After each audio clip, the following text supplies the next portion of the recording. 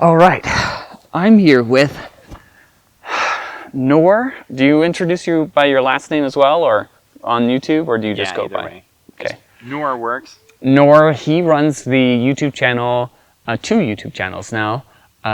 One called The Dollar Sportsman, and the other one is, I forget, what is it called? I forget too, it's so new. It's so new.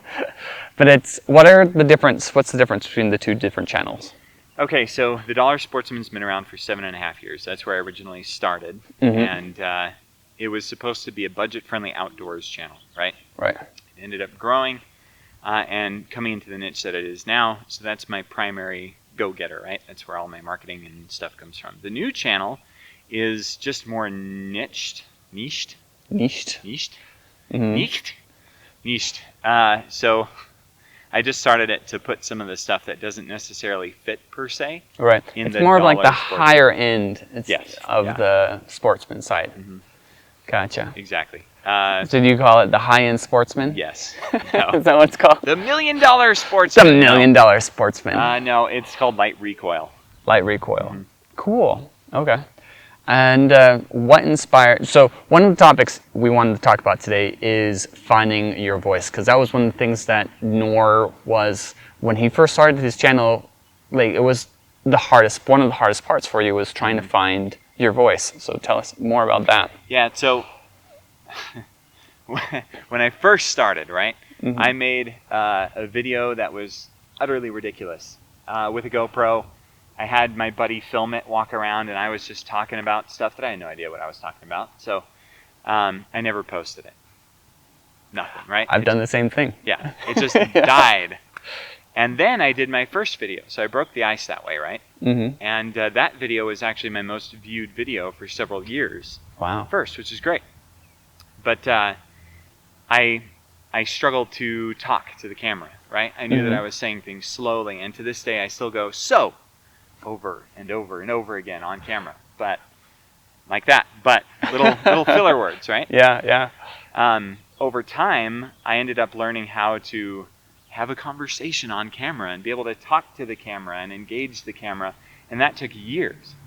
So one of the things that I did was watch other YouTubers and see exactly what they were doing and go, I really hate that, but I really like this. And then I would try to emulate what I liked, which if you've ever tried to copy something, you don't want to copy it exactly. It's still got to be your own personality. But I injected the extrovert part of me into the things that I liked of these other YouTubers, and that ended up becoming my voice on the channel, which was cool. And now people know me for that when they see me, which is funny because when I sit down and I just have a conversation with a buddy, I'm not like somebody stuck a quarter in. Your voice is very different than the voice that's on YouTube. Yeah. Now, I'm still me, right? Except for when you get really excited about something, and the two voices are very similar. That's true. That's very true. Yeah. So, yeah, when I realized that in order to engage an audience, I needed to be excited, and I needed to be passionate. Whatever I was doing or, covering that particular video, and it works, and it's great. But no, I'm an ambivert, right? So I walk the line in between introvert and extrovert. So I am what I need to be in the moment, and when it's coming to my voice on camera, I realized that people were engaging far better with me if I was extroverted. Yes, right. Yeah, that makes a lot of sense. Yeah. I've noticed that too. I'm a very introverted person, so a lot of my YouTube videos on my personal channel are very slow and introspective, and like my personal channel actually doesn't have a lot of views because of that. But at the same time, I'm slowly starting to find my voice a little bit better. It's not as excited as I'd like it to be, so I still need to improve that, get a little bit more fast pace with it. I hear you. But it's coming along, and you've been practicing a lot more than I have because you've stayed so consistent. Yeah. What kept you consistent? Do you have any tips on that?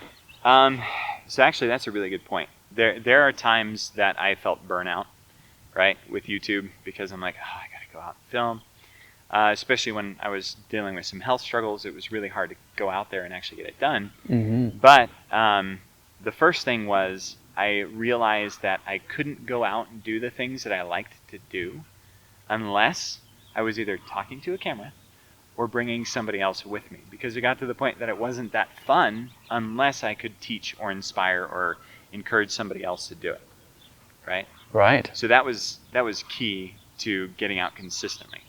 The second aspect was, over time, I ended up with some marketing opportunities and contracts, obligations to make a certain amount of content, right? Mm-hmm. And I didn't want to lose that. Yeah. So that kind of feels like a job some days. But then you get out there and you remember that you enjoy it and you love it and you just want to be there. And that is the third thing, is just the discipline to remember, get out and go do it, and then you will find the joy, right? Yeah. So those three things. The desire, the passion to teach and to share, that's probably why most of us do YouTube. Yeah, right? for sure. Contractual obligations, but then the third is remembering the joy in it, Mm-hmm. having fun with it. So I just got back like a few seconds ago from doing some of that. So. It's true. He was out practicing for another video of his. So he's Noor's going to be competing in a gun show in the next couple of days. Shooting competition, but yeah. Shooting competition. Yeah, I'm going to check my camera. I'll make sure it's still filming, because I don't have a note. I forgot to turn my on airplane mode. Let's see if I can do that real quick. It's still filming now, right? Yeah, it's still filming. Okay, good. I've had that. Oh well. I've been filming, and then somebody calls or calls. And it Yeah. stops the film. And it stops the film. Mm-hmm. All right, so let me recap real quick. We're at 6 minutes. So it's when it comes to finding your voice, your advice is to watch other YouTube videos and practice emulating that person's voice. Yeah, So- ones that are within your niche. Which in your to niche. begin with.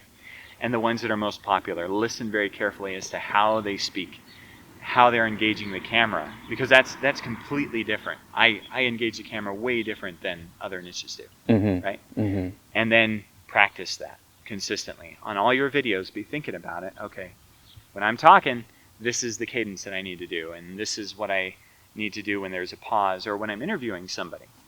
What sort of questions, open-ended questions, do I want to talk with them about, or do I want to coach them beforehand? Think of all those things that you see other people doing, and then apply and apply and apply until do it on camera Until it too. becomes natural. Yeah, don't wait. So when you're practicing, are you practicing in front of a mirror, or are you practicing just in front of the camera? In front of the camera, man. It's like you're practicing and filming at the same time, and you're like, I'm posting this, and I'm just going to get better over time. Yeah. That was the plan. Because if you don't film, you'll never film. Yeah, that is true. So it's just doing it. Just go out there and film. Doing it. Yeah. That's right. Okay, cool. And then when it came to consistency, your advice was getting friends involved. Yeah, getting because people involved in the getting passion. people involved in the passion, because that helps you to be consistent, as well as soon as you found sponsorships. Yeah. That also kind of kept the fire burning. So Yeah, it really does. And remembering the passion of why you're doing it. It's like Those okay. three things. So people involvement, whether you're bringing a friend out or you're just talking to the camera, the point is to grow something within somebody else.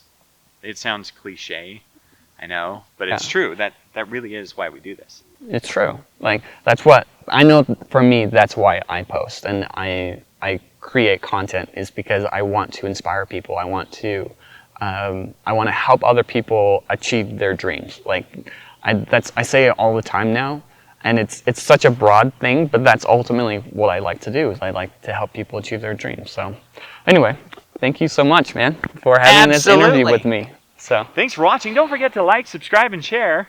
I'm just kidding. yeah, check out his YouTube channel. Cheers.